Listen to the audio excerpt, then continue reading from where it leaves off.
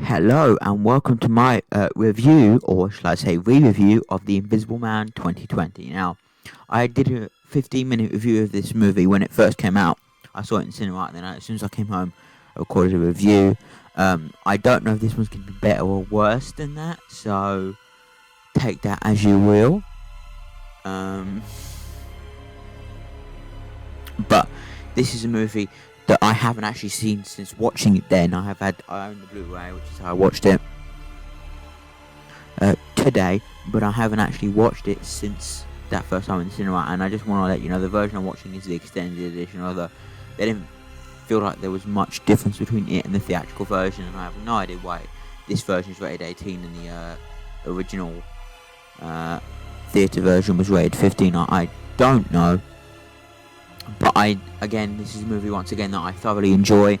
It's directed by one of my favourite writer-directors, Leigh Whannell. You may know him as Adam Stanheight from the Saw movies, and the writer of Saws 1 through 3, and the writers of, I think, Insidious and The Conjuring, first couple of movies. Not 100% sure, but I'm pretty sure he is. He's an horror icon. He's someone that I genuinely look up to as much as I look up to Darren Lynn Bousman. He's brilliant, and this is his, I think, third movie he's directed. His directorial debut was Insidious Chapter 3, and then he also directed Upgrade in 2018, and then this movie in 2020, and I don't know what movie he's got going forward, but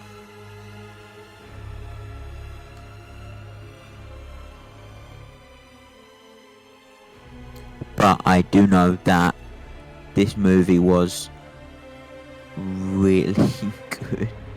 Like, it is so well directed, well shot, well edited. It's not your conventional jump scare every 10 seconds sort of shitty horror movie. It's almost what I mean is quite commonly known as a reimagining of the Invisible Man story with a lot more modern style technology, and I'd say like story basis of someone being mentally tortured by someone, and it's a brilliant story. Obviously, as it being written by one now, it's going to be a fucking brilliant story. But it's so well shot, edited. The music by Benjamin Whalefish, what a brilliant soundtrack. But it's really, really well done, and it's one of those films where you really think that someone could genuinely make something like this. The way they use the technology here is really well done. It really does look like something that could be real. It's such a well done movie. It's one of the best horror movies I've seen in a very long time. And it is just so. There's so many shots that are just absolutely beautiful. Like, one of my favorite ones I like to use quite a lot is there's the kitchen shot where Elizabeth Moss's character, Cecilia, is cooking in the kitchen.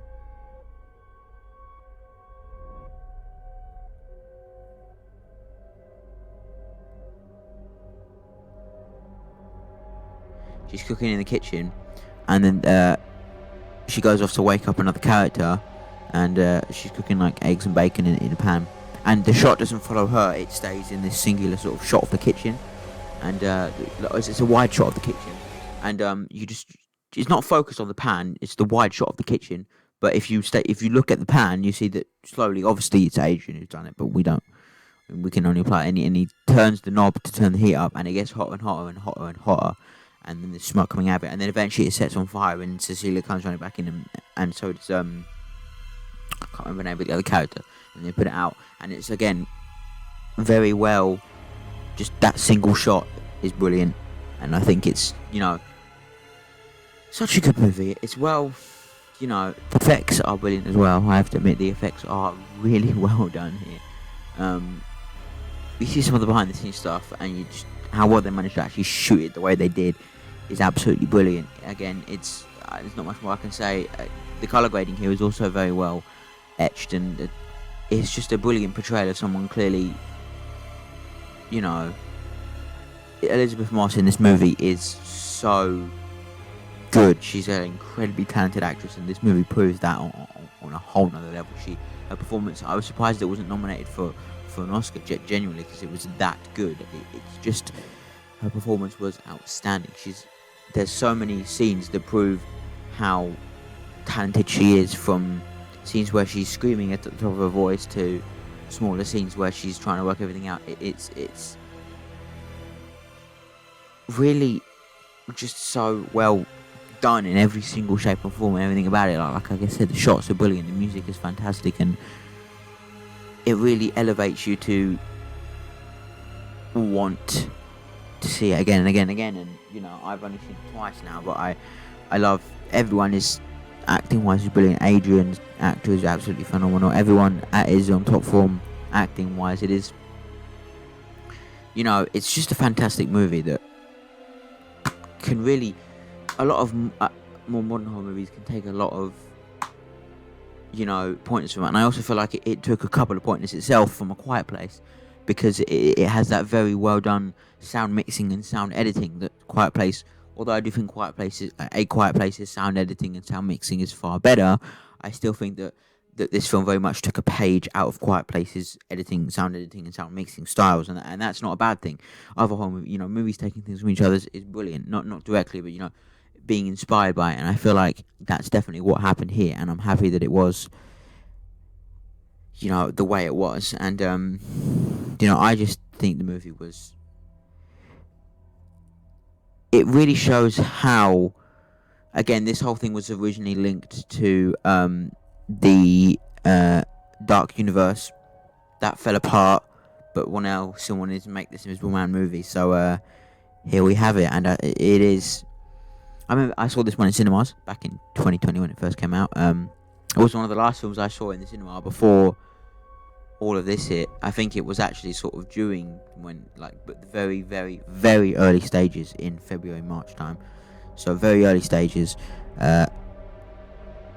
So it's amazing to feel like pretty much at this point in time the film's so it's basically me going back to it a year on. I mean, it's a couple of months after it originally came out, but it's almost essentially just a year later, and it's a bit spooky, really.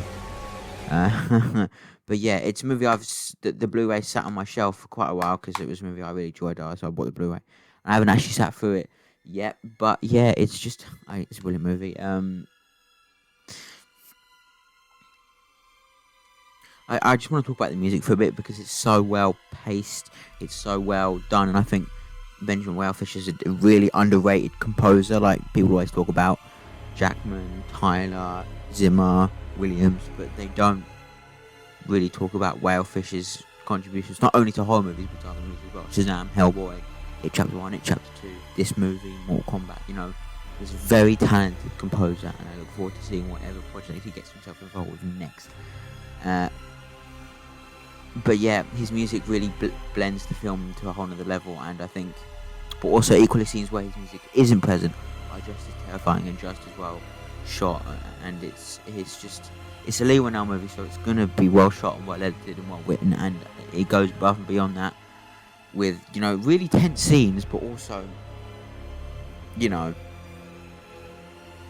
well structured elements like the character of Tom is a very interesting character structure wise, in that you first believe that he's actually more on the side of Cecilia, and that he actually was just as used by his brother as Cecilia was, but then you slowly but surely find out that actually he was used by his brother, but not in the way that he portrayed it to be. He was obviously used to, Cecilia ends up killing him at a certain point in the movie,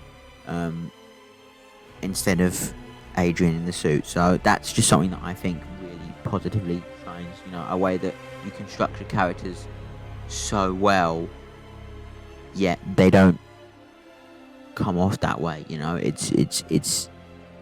It's brilliant, and it's all down to the fact that Leigh Whannell is such a talented writer, and I just can't wait to see what he does next. And I'm so excited for there's going to be an Invisible Man 2, and apparently and an Invisible Woman, so yeah, can't wait for that. It is just fantastic, and I think it's going to be brilliant. That's all I can say. Yeah, again, it's absolutely fantastic, and it's a movie I definitely recommend. Again, like I said, it's very well. What? It's very well just structured, and shot, and it just feels very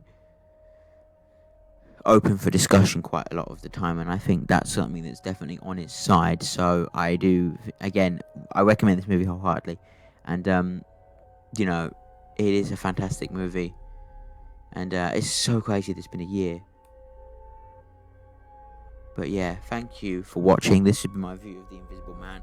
I truly appreciate everyone watching the video tomorrow. Stay tuned for my view of, I believe it's Nice Guys tomorrow. Yeah, or more rats. I'll check the Discord. It's on there.